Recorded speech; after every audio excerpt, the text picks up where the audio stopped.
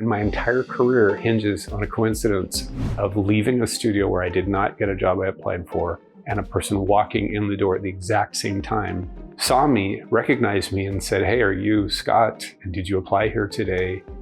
And I said, "Yeah, I didn't get the job." And they said, "Well, but do you want to be our driver?" Great. They said, "It's a lateral move, but it'll put you in the studio." And that made all the difference. And then from there, it was just me proving myself, working really hard because I loved what I was doing, and talking to people and making connections, and they liked me, and so they gave me opportunities. Next thing I knew, I was at Disney. Before 30, I had accomplished everything I wanted to do in animation. Not bad for a kid from Oregon, from a little town of like 2,000 people. My main claim to fame now is probably The Life of Pi, and that I thought that was a good place to kind of bow out, because we had such creative control and it was such a fantastic movie and won awards.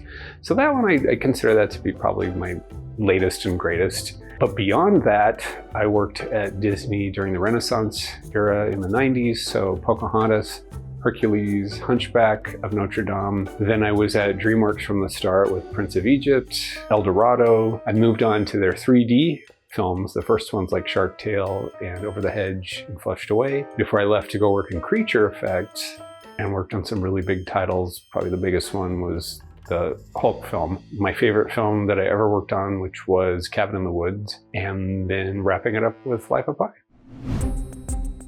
My own personal philosophy is everybody has talent. Everybody's good at something. And part of what I like to do is draw the talent out of them that exists naturally. And that only happens if I can communicate with them. So my first goal is to communicate with them, get them to trust me, and show them that I really like them. Because when I meet people, I like them right away unless they prove otherwise.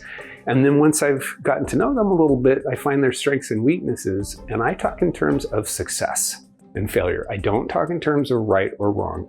Animation, 2D or 3D, it's art. And so when you're making art, did this communicate the idea that you wanted it to communicate? When other people look at your art, do they see it the way you see it? If they do, then it was successful. If they get bored or confused, which are the two enemies of good art, then it probably wasn't successful and you need to adjust some things. You haven't evolved, you haven't developed an eye, you still need to learn a lot of tech and the tricks of the trade. And then we work on those things together. The 2D program, I'm so proud of it. We started it from scratch. And so we reached deep down into our memories of when we had started out in 2D animation, because this is something that is kind of passed by the torch. You can read books, you can look at videos, but you really need someone who does this stuff to teach it to you. And so we thought, but what can we give people that will help them and get them to grow and evolve the way we did? What do we wish we had had when we were starting out before there was even an internet? And that's how we came up with these series of exercises that slowly and gradually build on the strengths that the artists already have, the students who show up, and get them to evolve in whatever direction they were meant to go. The potential for 3D animation is endless. And one of the things that we've tried to do, that I've tried to do since I took the program over, is keep 3D animation relevant and cutting edge. It's not always easy to do. Softwares come and go, but the philosophies behind animation, specifically three-dimensional animation, meaning things that have mass and volume, those things don't change, and they're not likely to change anytime soon. And so we can teach that stuff and imbue it with the excitement that I've always felt for motion graphics ever since I can remember. And the students we get, they feel it too. And together, we're on the cutting edge always of what's happening with animation. As a student, I think the most attractive thing about the school is that we supply mentors who are working in the business, who are the best at what they do, and the students get to interact with them one-on-one. I would have loved having something like that when I was young. That was what was missing, was I needed that interaction, and we provide it. Certainly with CGS Core, we always keep it to 4 students or less. At the institute level, it gets a little bit bigger, but we're offering more there too. It's a more of an intensive experience when you're going for a degree. But at the core classes, you get to be in there with a mentor, you become friends with them and your other students. And I've never seen that at another school before, at least not to the level we provide of interaction that's comfortable and familiar. So when we're talking about mentors at CG Spectrum, we're talking about people who are professionals. Usually working professionals are people who have worked in the past as professionals, maybe even masters, and they do this on the side. They work with CG Spectrum to provide instruction to students while they usually have other jobs, working in the industry, staying relevant, staying in production. This provides students with an unprecedented access to people who are working professionals who can pass the torch from a professional to someone who's in training, which is the only way you can learn this stuff. It is the only way to learn animation effectively, is to have someone who's already doing it show you how to do it.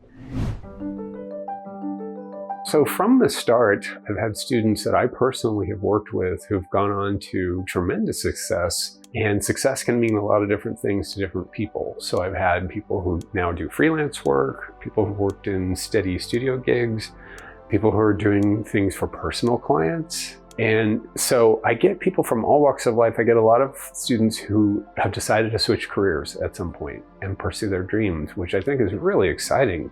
How wonderful to have the motivation to really go for something, no matter what stage of life you're at. So I met Tori Olson when he showed up in my class as a one-on-one student, and he was really cool, really excited, had a lot of big dreams, and had stopped being a doctor, a family practitioner, in order to pursue this, to pursue animation.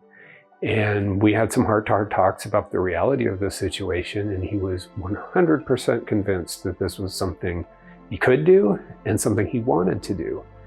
And I think anybody who promises you can get a job or you'll have success, just arbitrarily, you have to be wary of that. I always talk very realistic about, expectations. And after talking about that with Tori, he was more convinced than ever that this was the right direction for him to go in. And by the end of our time together, he convinced me. I've seldom seen that much passion, and I don't often see people work as hard as he has worked on his projects. This student had come up with an idea for a monologue, which is one of the final projects that you do in the course. It requires you to be able to do a character that's acting, that's speaking, and doing it all alone, so no other interaction with any other characters. And he just knocked it out of the park right from the start. You can see when you look at his pre-production artwork, he had a very clear vision of what he wanted to do. Something very Disney-like. If you think there's this character, Madame Medusa from The Rescuers from the 70s, which is before his time, but he just really loved that look and said, I want this to look like that. And he kept that vision throughout the entire process. He started out not knowing anything about animation, and by the second term, which is when this project takes place, the end of the second term, he was doing it like a master. So Tori continued on after finishing the regular course and decided he wanted to work with a mentor individually in what we call coaching. And that mentor also matched his style. And so I hooked them up together to make sure that Tori could continue to evolve and grow. But he has attained the kind of success that a lot of us only dreamed of when we were starting out in animation very quickly.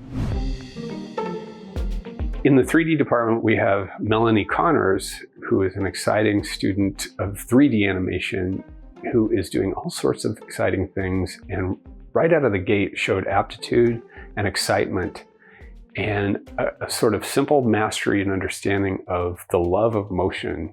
So Melanie has been doing all sorts of exciting individual motions and animation actions, working with a really amazing mentor named Spectra Sani. So the latest piece that Melanie has been working on is a character piece that she enlisted the help of another student with to help complete. And it's an incredibly strong piece for someone who's where she's at in her coursework. And we all got really excited when we saw this. And it's what I like to say about the 3D department is we are on the cutting edge of what's coming and what's exciting about animation in general.